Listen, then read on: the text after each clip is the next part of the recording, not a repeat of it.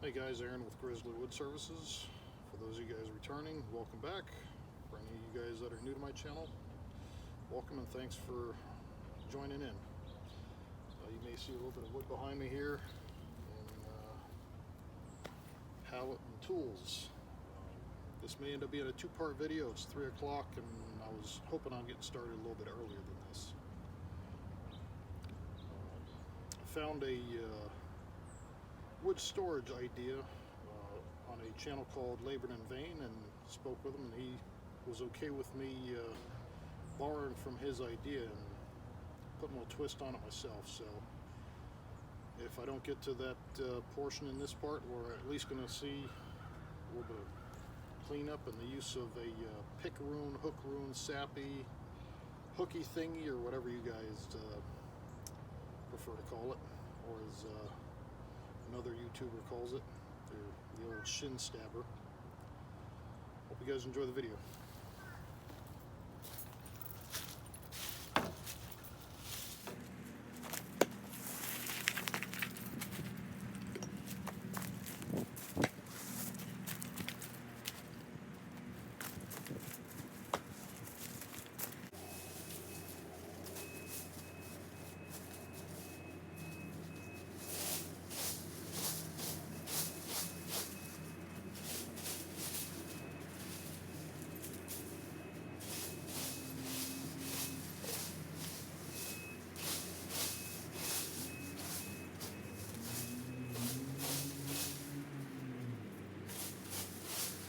So here's a concept behind the little wood storage container I'm going to build here. Labored in Vain basically took a pallet and took some fencing and made basically a round cage, set the pallet on, tossed his wood in there, and it's just tossed. It's not stacked, nothing organized, nothing neat like that. Very simple, very easy. Made a circle big enough to where it fit on the pallet so that he can easily move that amount of wood around. Pick it up with a forklift, haul it, be done with it. Mine's going to be a little bit different. It's still going to use the basic concept of pallet frame. However, mine's going to be stationary. It's not going to be moved around, anything like that. So what I'm actually going to do is I'm going to take 2x4s, build posts, use this frame right here, take it apart. I have to apologize for the jet.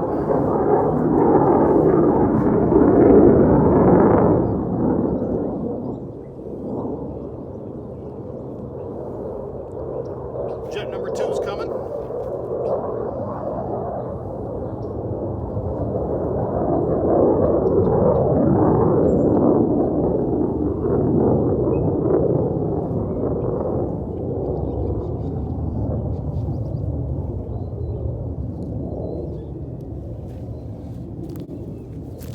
Guys, real quick, while I'm here, I got moles in my yard, and I just saw this while I was standing here.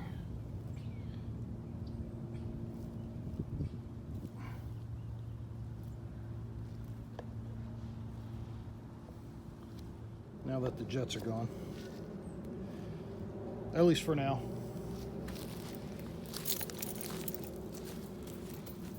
Alright, so back to where we were.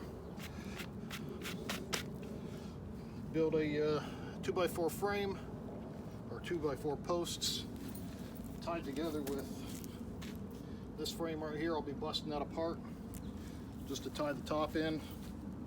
The fencing here basically just gets wrapped around it and tied into the frame.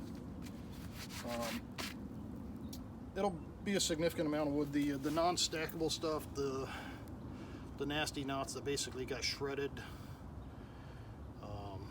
you know, that stuff will get tossed in there. My business is built around the concept of reusing the resource you already have. Not that there's anything wrong with selling firewood or buying firewood, but if you're going to have a tree service come in and cut a tree down, you know, and you've got some intention on burning wood later on, why not turn what you just paid someone to take down into firewood? So it's basic recycling. Kind of the same concept here. A friend of mine owns a brewery.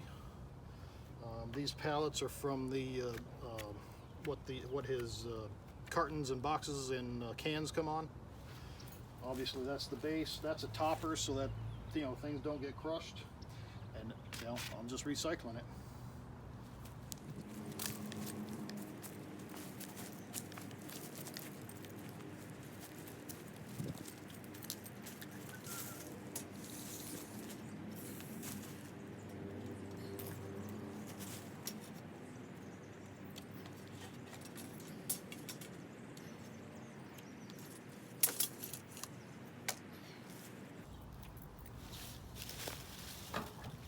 In case y'all are wondering why I'm using this miter box, this belonged to my grandfather. Why not use it? I mean, power tools are faster, but what's the fun in that? Get to actually use something that my grandfather built his house with.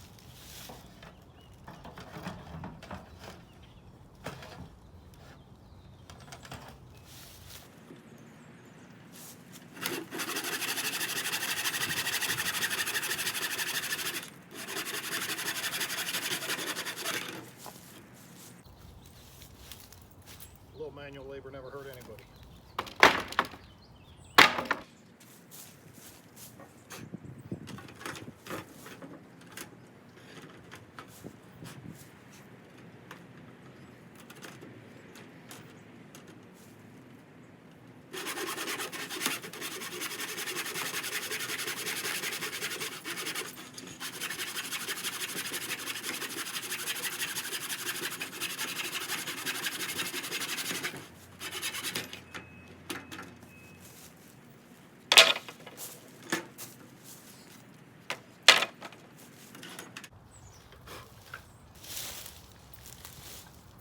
There it is, all done. Didn't have to break out any power tools, wasn't a whole lot of noise, and it wasn't a whole lot of work. So this right here is a fairly old miter box. It's Craftsman, and my grandpa bought it at Heckinger's for $13.29. I don't know if any of you guys remember Heckinger's, but that place went out of business probably 20-ish years ago. The angles are pretty simple. Operates on a pin lock with a V-groove, or not pin lock, but the plate lock with a V-groove. Easy adjustable. That's all there is to it. Just make sure it locks in there and you're good to go.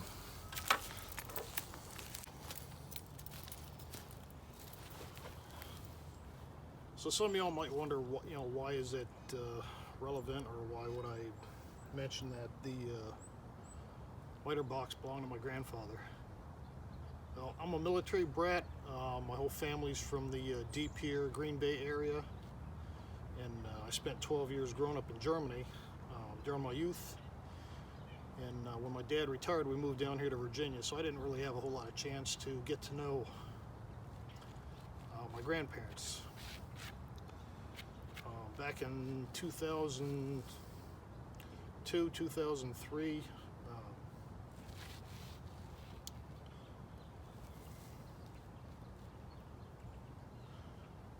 my grandfather ended up getting fairly sick, and my grandmother was going to have some knee surgery done. So I made the decision to move up there to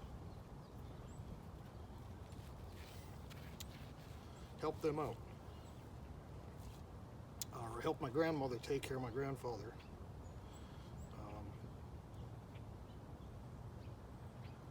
Unfortunately, he passed before I got up there, but I still went anyway to help my grandmother out. So, I don't know if it's YouTube worthy content, but at least it's put out there and I guess more or less immortalized. So, thanks, guys.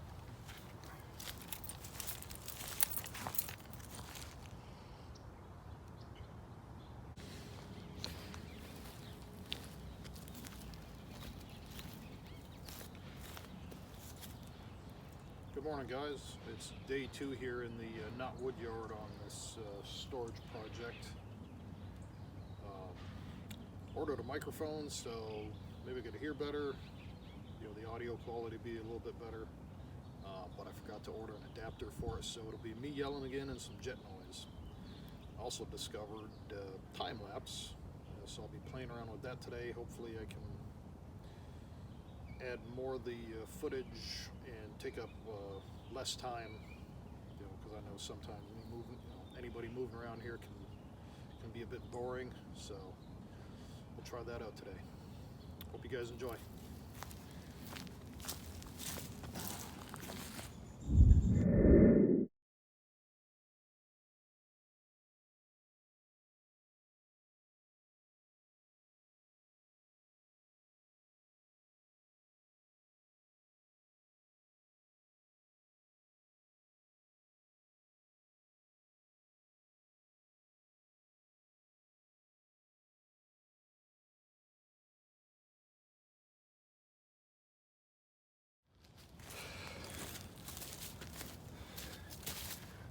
Site prep's key.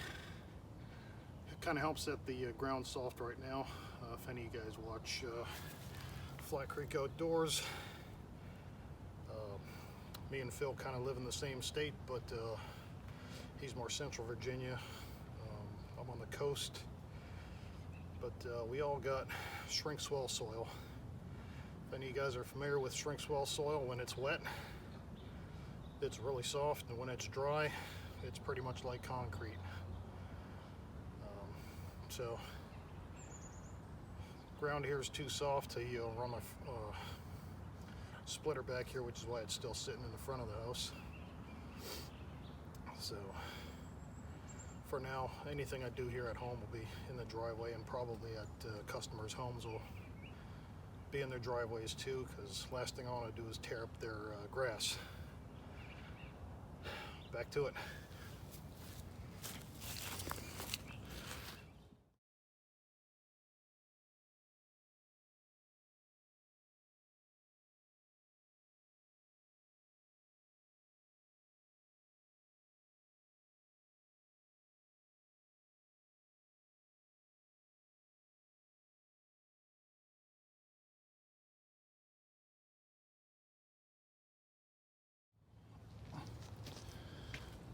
All right, learned a few things. I haven't done carpentry in quite a while, but I think it'll work well enough for proof of concept. I've not tied it into the base yet, and I've also not wrapped the fencing around it. I don't know if I want to tie the bottom in. I'm thinking at this point I probably do, just to make it a little bit more stable cage. But for reusing what I had on hand, I'd say it'll work well enough. Like I said, proof of concept. So the long pieces are screwed in. The short pieces are just nailed in with, sorry, I have a hard time seeing here with the sun. Just nailed on with some roofing nails. Doesn't have to be real strong. I think once the fencing is on there, it'll be a lot better.